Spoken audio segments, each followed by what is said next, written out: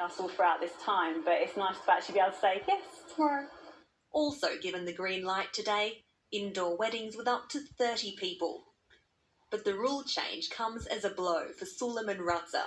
His venue in Croydon usually caters for hundreds of guests, sometimes more than 1,000. He's had to adapt to stay afloat. During these crises, as our business was completely closed, we decided to turn one of our smaller suites into a restaurant to have some sort of income stream coming in. And so far, we think we made the right choice, because the way government is handling this whole situation with the stop and start and confused approach towards weddings, it seems like we'll be probably running this restaurant for longer than what we initially anticipated for.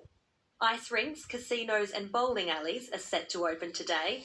Indoor arts performances start tomorrow. But it will be some time before this ballroom is at capacity once again. Vivienne Nunes, BBC News. Many servicemen fighting in the Pacific ended up as prisoners of war.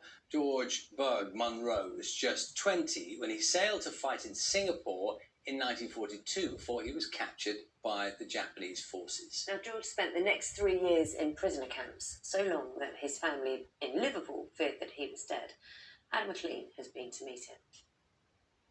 Surrounded by his family, 98-year-old George Berg Munro remembers his time as a prisoner of war with the help of a book of his memories made for him by his son and granddaughters, from stories of conflict to playing football with his fellow prisoners.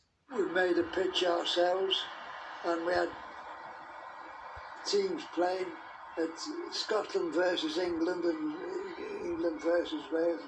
Which country won? I've no idea. And you told us that the Japanese wouldn't play because you beat them. Correct. George was conscripted into the army at 18. He later sailed to